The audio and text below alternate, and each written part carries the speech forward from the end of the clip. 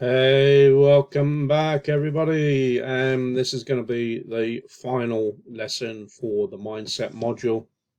Now, there is a lot more that can be said about mindset. It's a very deep and broad subject, but I wanted to focus on the kind of high level important stuff for the purposes of this micro course so that you can start to see what you need in terms of mental development to give you more ammunition, more fuel to go on the success path with your QS consultancy.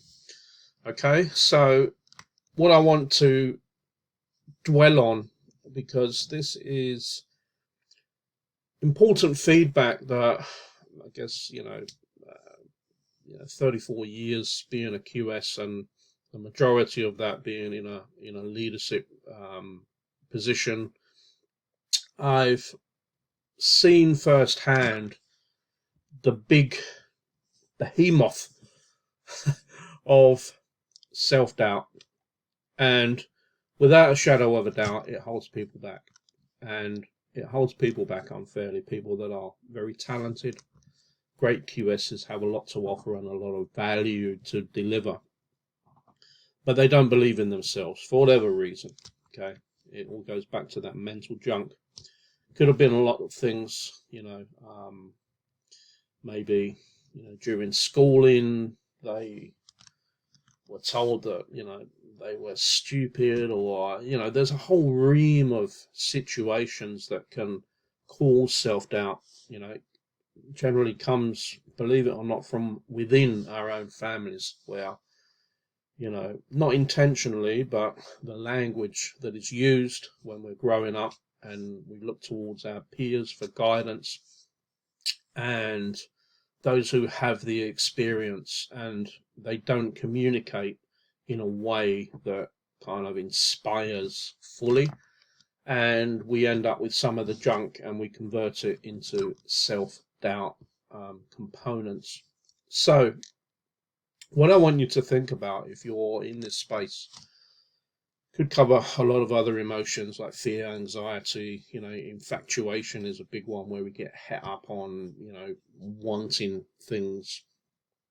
But self-doubt, I think, is the most applicable one for what we need to be focusing on right now. So let's just start with this question. I kind of put them on here, 1 to 6, and again high level. So what do you want? What do you want and why? It can be anything, right? Now, but it has to be something that you have a doubt about, right? So it could be that you're doubting yourself about the ability for you to start, operate, and grow a successful consultancy business. So let's focus on that one. Could be many others, but we'll focus on this one because that's the micro course that you're now in. What I want you to do is to rate how much self-doubt you have on any component between 1 to 10. And number 10 is like you're really, really doubting yourself. And number 1 is like, I don't even have any doubt. If you don't have any doubt, then this exercise is kind of like mute, because you don't need it. So apply it to something that you do have doubts about. So really, for this exercise to be useful, your number needs to be like 7 through to 10, because that's where you're going to get most impact from it. Okay. And then what I want you to do is to consider whatever your self-doubt is, in this case the example I'm using, the ability for you to start, grow and scale, operate a successful QS consultancy practice. What are the benefits to you of having it and not having it? And I want you to look at 10 plus for each, 10 plus benefits of you succeeding and then 10 plus benefits of you not succeeding. Okay. And then once you've done all of those, I want you to ask this serious question to yourself, to look around your environment where you are. Has anyone else you know, or that you're aware of, you don't actually have to know them, but has anyone else actually done this? Excuse me. So as far as the QS consultancy is concerned, the answer is yes. There's plenty of people that have done it. We wouldn't have the major QSs, QS practices that we know in the world today if someone had not started them, right? They didn't start by being big corporates employing hundreds, if not thousands of QSs. They started with someone having a vision to start a practice. And there are multiple people worldwide that operate successfully their own QS consultancy practices. The reason why we focus on that is because it starts to convert the mind around that self-doubt, because if others can do it, you can do it. You're no different to anyone else who has achieved it. Okay, no different at all. So then what you need to do is, what do you need to do about what you want? Okay, you go back to question number 1. What do you need to do, or what do you need to do it? Now, it may be time, it may be money, it may be the blessing of your spouse. You need to document as many as possible what you need right now in order to achieve the outcome that you are looking for. And really, once you've done that, you need to list 10 specific characteristics that you have applied previously to do it. Okay? 10 times previously, by taking what you need to do it, 10 times that you've actually done similar things. Give real situations. So if you've said, what do I need to do it, to question number 1 is find time, then you need to list 10 reasons, or 10 times rather, 10 times where you have found the time to do something that you really wanted to do. And what you'll start to see is that when you're doubting that you don't have the time, you may well, when you've listed 10 times that you found time, that it's 10 times that you found time for things that were not as challenging. Like, you might have found time to watch a movie that you wanted to watch. You might have found 10 times to go with a mate out on a fishing trip. We can find time. It's just a question of whether we find time for the components that are going to help us succeed, or to find time for the 10 components that we just want to do because we're more comfortable with that. Okay, so those are just examples. So you need, what do I need to do it, and then list 10 times that you've actually done it, and that will start to reinforce that you're capable, right? So once you've done that, what can you do now to make what you want a reality? And then off the back of that, how will you start using this information you've gone through in this exercise? How will you start using that now? Because all of this exercise is kind of useless and irrelevant if you're not going to implement. It goes back to what I said in the first lesson. You have to implement. You have to be prepared to implement. You have to be prepared to take action, because unless you do, this will just be another video that you watch. The same as an episode of Star Wars. Okay, it'll be a memory that you'll forget quite quickly without action and implementation. Okay, so there are more components to this, but this will give you the gist of how you handle with a self-doubt. So just to run over again, you log what you're having a doubt about. You rate it from 1 to 10. Only work with it if you're like a 7 to 10.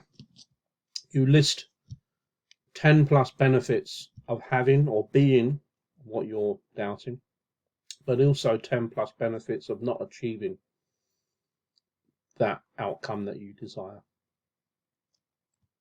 You then document who else has done it. Has anyone else done it? To validate that you shouldn't be worried about doing it because others have. What do you need to do it? You list all of your abilities, skills, anything that is relevant, and then you list 10 times that you did the same. What can you do now to achieve what you want? What can you do now real time? And then how you will start using this information to act now. Okay. And, money loves speed. Success loves speed. So once you've done this exercise, excuse me, keep doing the exercise until you've eliminated all those self-doubts. And it's really just as straightforward as that. It takes time. It takes a lot of mental brain power. It's not necessarily easy for some. You're going to challenge yourself. You're going to challenge what you thought was just the way that you looked at the world. But you'll start to see that for every positive, there's a negative. And that the way that you're thinking of yourself about what you can do, what you can't do, needs to shift and can shift by just challenging yourself. That's what most people don't do. They don't challenge themselves enough to see that we are all capable. This is not anything to do with intelligence. This is to do with capability, and it's to do with how far you push yourself outside that comfort zone to achieve what you really want to achieve. Okay, it's all possible. Some exceptions around number 3 would be, going back to 1968 and someone saying, I want to go to the moon. At that point, no one else had done it. Okay, but that crafts another kind of mindset set of actions in itself. But generally speaking, if you write something under number 1, someone else would have already have done it. Okay, so hope that helped, and that's now wrapping up the mindset module, the 3 lessons. Again, I highly encourage you to drop back and check out the book by the 3 initiates, and it's called the Kybalion. If anyone was kind of struggling finding it on Amazon, I think it's searchable just by the 3 initiates. But the book is actually called the Kybalion, Kyblion, I think it's Llion, Kybalion, and it's the 7 ancient Hermetic principles. So definitely check that out, because that will help a lot with mindset things. There are also other books that you can go and read. So if you're a procrastinator, for example, Eat That Frog by Brian Tracy would be my recommendation around that. It shows you how to break down larger things that you do not want to do into smaller things that are less challenging for you. It's a great book, great read, and some great information contained in there about how to deal with that type of thing. And if you're wanting to go further and look more deeply into mindset, there's also a principle called NLP, which is neuro-linguistic programming, and that deals with how you frame different things. But that's more advanced. I don't really want to confuse you with getting too deep into things right now.